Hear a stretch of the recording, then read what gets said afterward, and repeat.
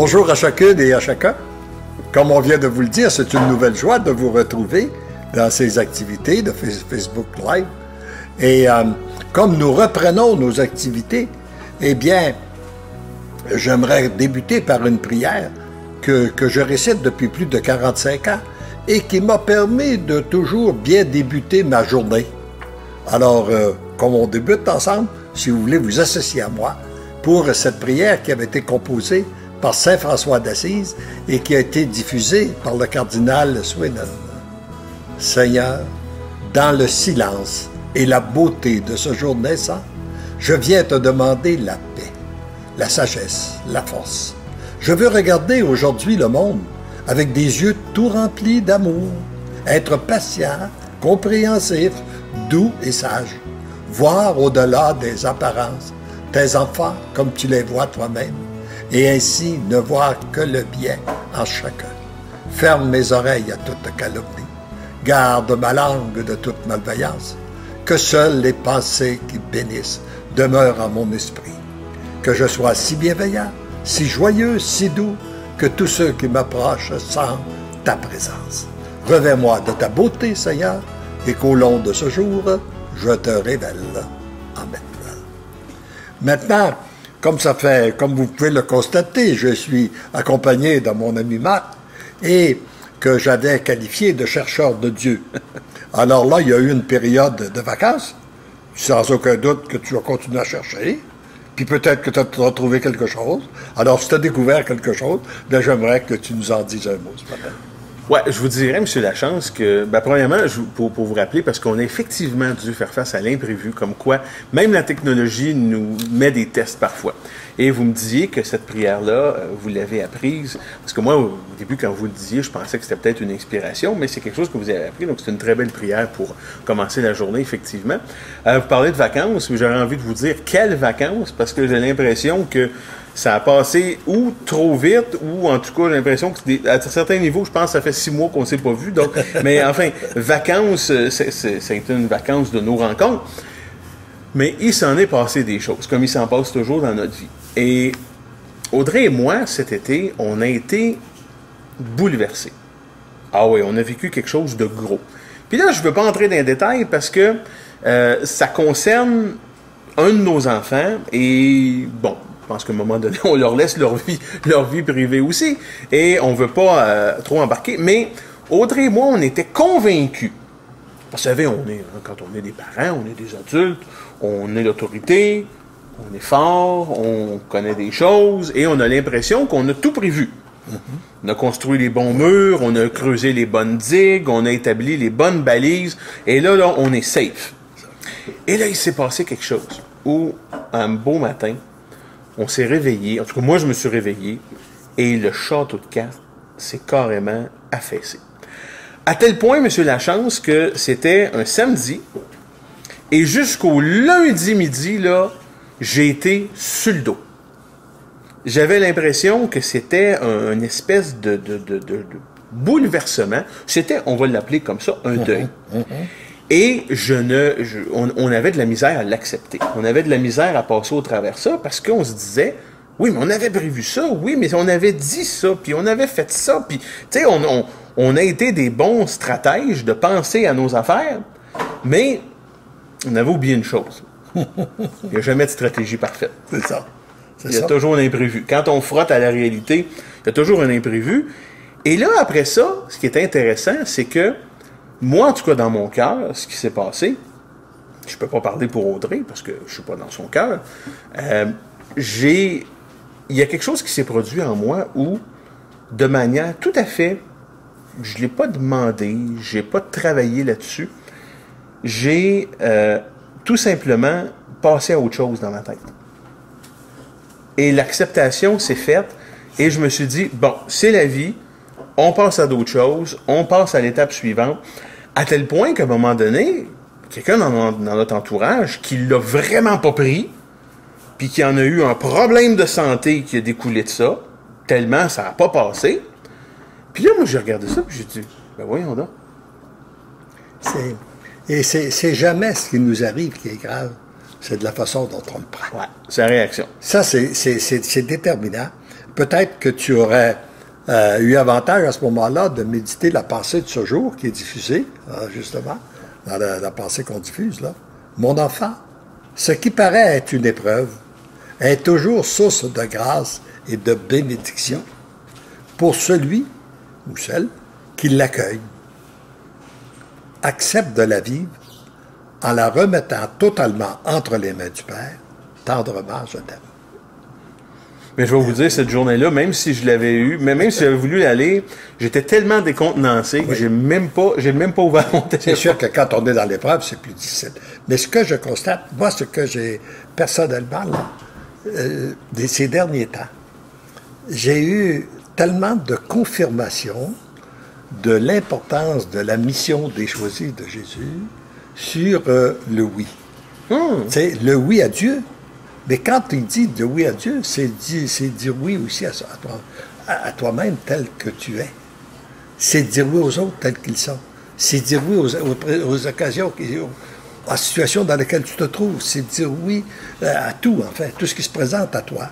Et j'ai eu tellement de confirmations, parce que depuis depuis déjà des bons moments, nous recevons une multitude de témoignages de gens qui me renversent. C'est tellement beau de voir des gens qui disent, là, moi j'ai donné mon oui au Seigneur, je suis aux prises avec un cancer, ou bien non, l'autre, je viens de vivre un deuil qui m'a beaucoup touché et tout ça, mais j'ai une grande paix qui m'envahit, je suis envahi. Même certaines personnes nous disent, je n'arrive pas à comprendre que je vis ça dans la jubilation. Je vis cette phrase-là.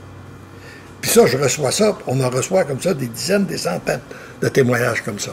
Puis de temps en temps, j'en reçois un. Il y a des personnes qui communiquent avec moi. Puis, vous autres, c'est facile de dire oui, tout va bien. Moi, tout va mal. Hein? Et puis, là, ça continue, tu sais. Puis si tu scrutes un peu, que la personne, tu vois, qu'elle ne s'accepte pas elle-même. Elle n'a jamais accepté ses parents. Elle n'accepte pas la situation dans laquelle elle se trouve.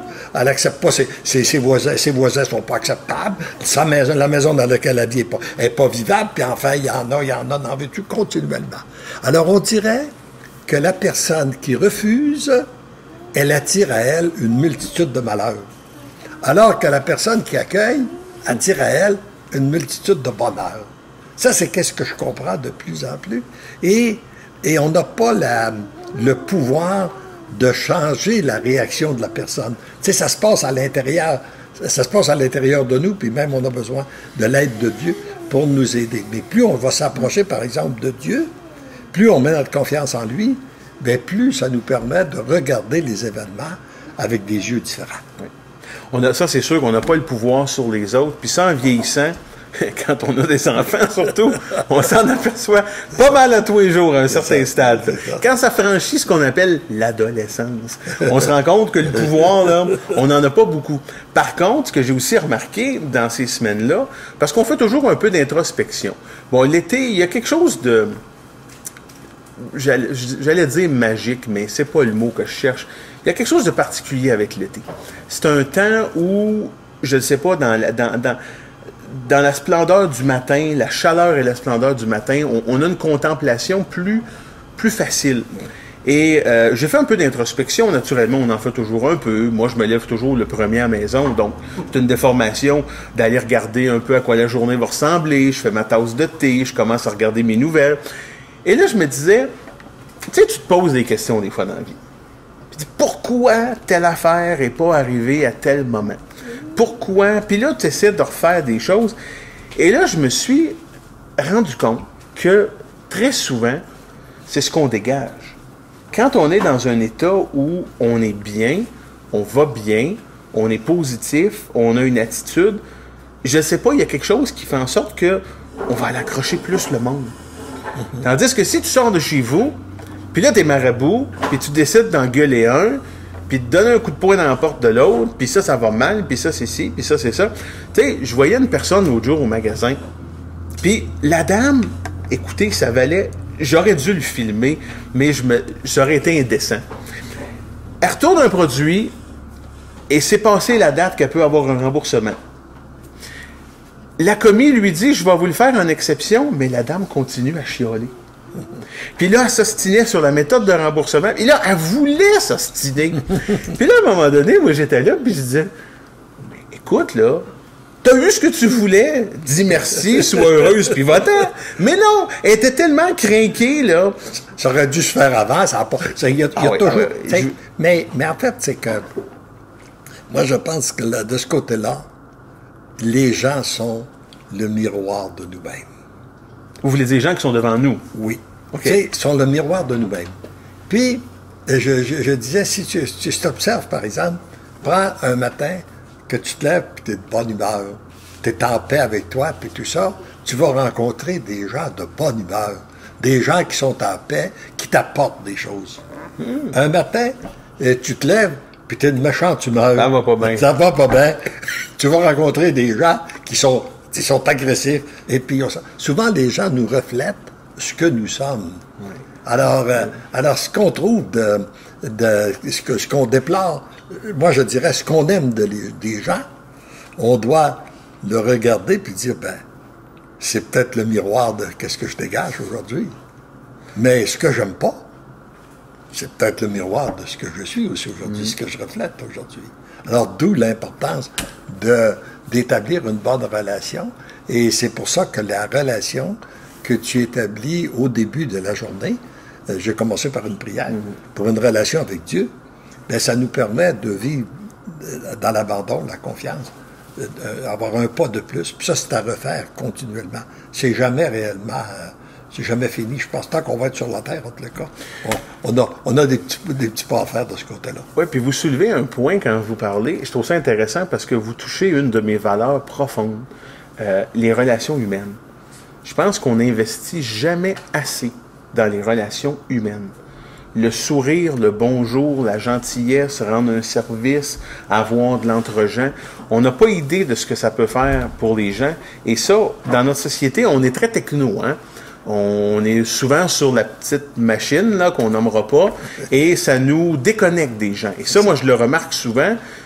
Des fois, on a le commentaire avec les gens qui nous entourent. Ben, du gars, si je suis pas intéressant, si l'iPhone est plus intéressant que moi, ben, je vais prendre un break. Mais quand on renverse ça, et c'est pas facile, je le sais, ça a l'air facile, Marc est tout ça devant la caméra, il fait son grand sage, mais j'ai le même problème que tout le monde, rassurez-vous. Sauf que quand on fait un pas pour essayer d'investir davantage dans les relations humaines, souvent, ça porte fruit. Et parlant de relations humaines, voici le produit de ma meilleure relation humaine, ma relation avec Audrey.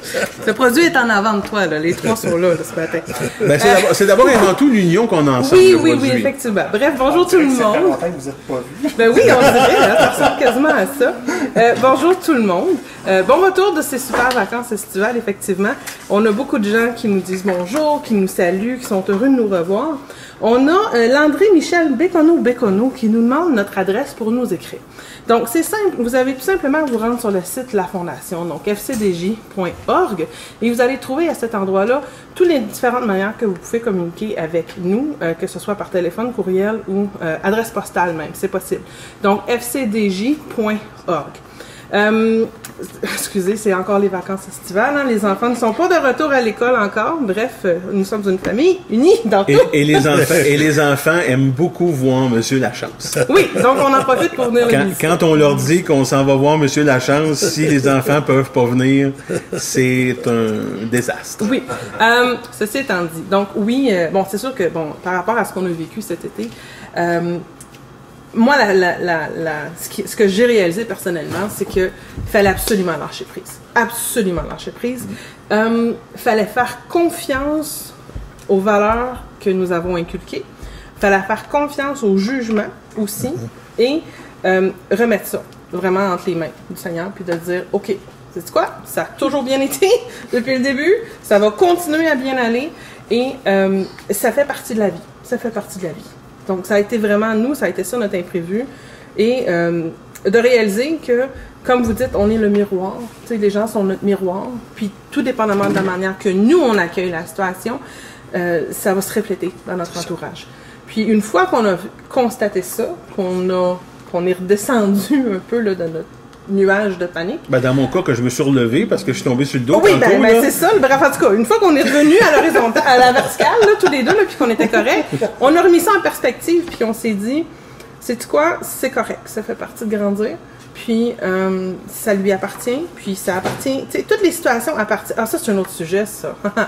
Les situations qui appartiennent aux individus, faut pas se les accaparer pour soi-même. Ben, Oui, ça c'est un gros sujet que je l'apporte, là.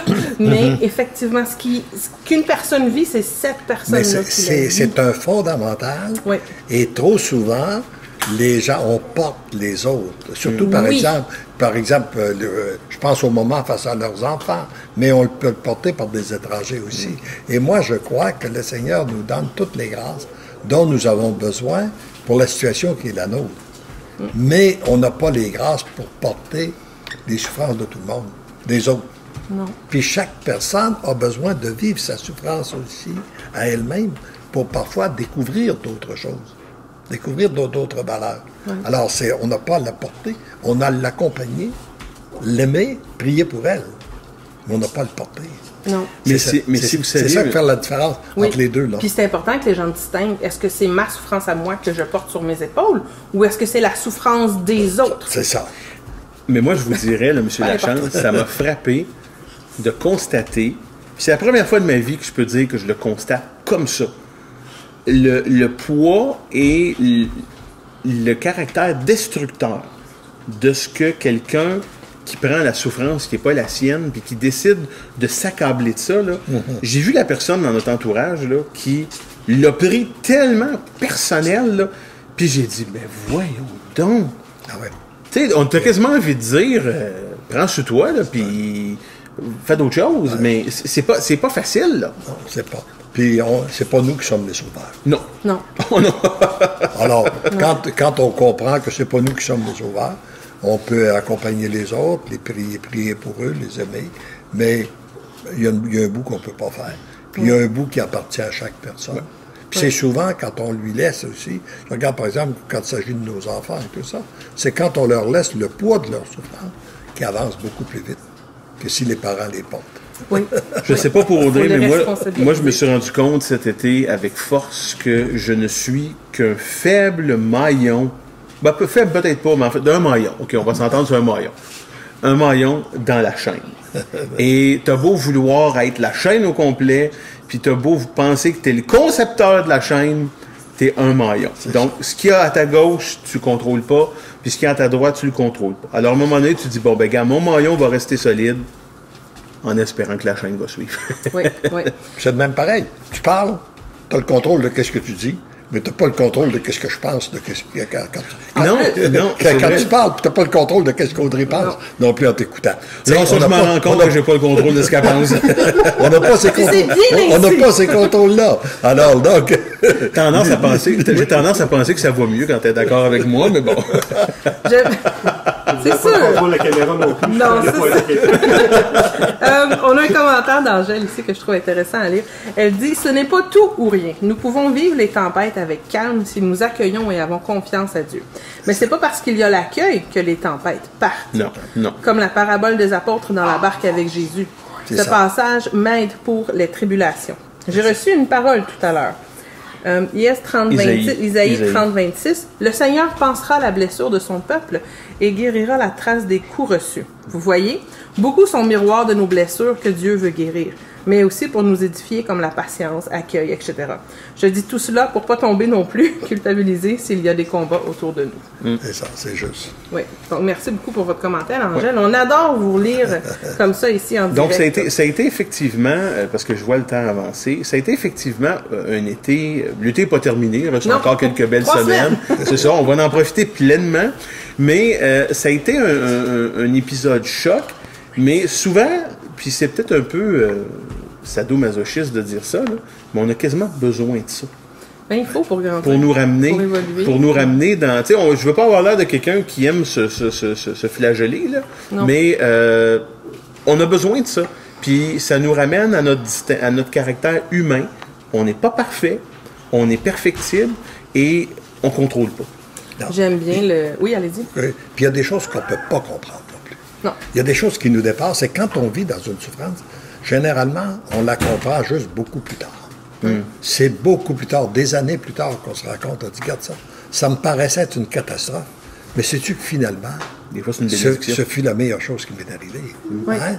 Oui. Et moi, je sais bien, quand je fais un retour en arrière dans ma vie, les plus grandes épreuves que j'ai vécues, ça a été souvent des plus grandes sources de grâce.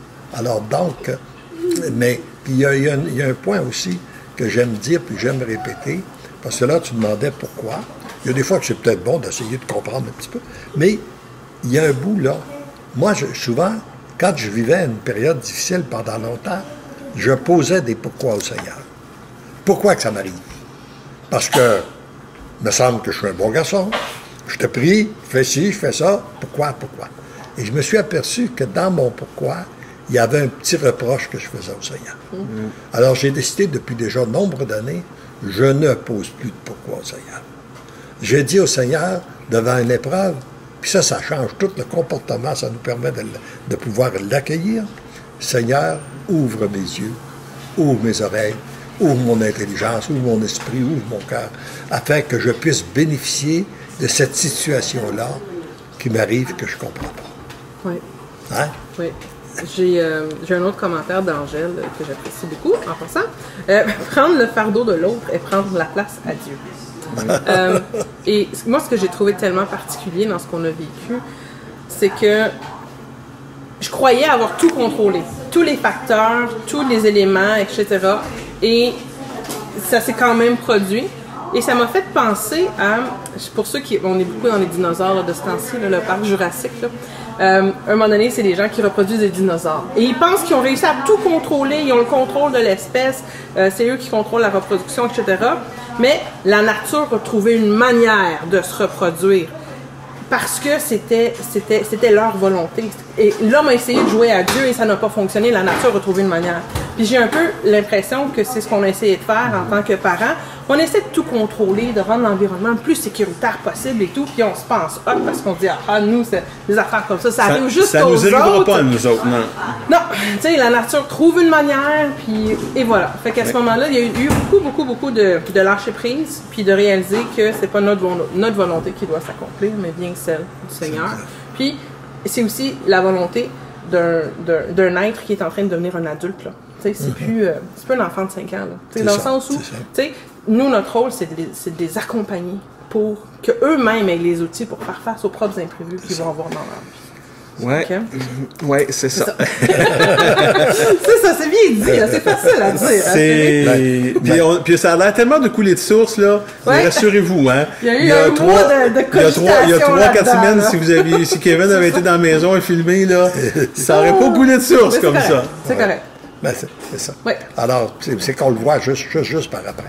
Mais cette grâce d'accueillir, là, c'est la grâce qu'on doit demander. Je pense que j'aimerais qu'on le demande pour tout. Oui.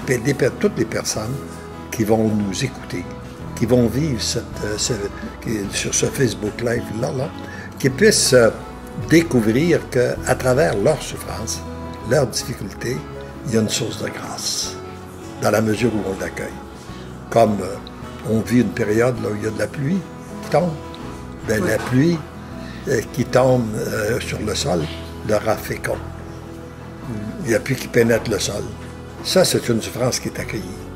Mais la pluie qui tombe sur le béton ne produit rien. Alors ça, c'est une souffrance qui est non accueillie. Alors, ce que nous allons demander, c'est la grâce que toute personne qui vive une souffrance, qui puisse dire oui au Seigneur, dire oui sans comprendre. Puis, remettre ça entre les mains du Seigneur, puis vivre ça dans l'abandon et la confiance. Voilà. Tout à fait. Une excellente manière de conclure, ça. Alors, écoutez, le temps est déjà écoulé. On vous souhaite une bonne semaine. Bon retour à la normale pour ceux qui reviennent de vacances. Bonne continuation de vacances pour ceux qui sont encore dans cette heureuse période de l'année. Et on se dit à la semaine prochaine pour de nouvelles aventures dans ce pèlerinage que nous appelons la vie. Et prenez du temps durant cette période de vacances pour vous dire, parce que l'amour m'aime, je deviens l'amour. Bonne semaine. Bonne semaine tout le monde.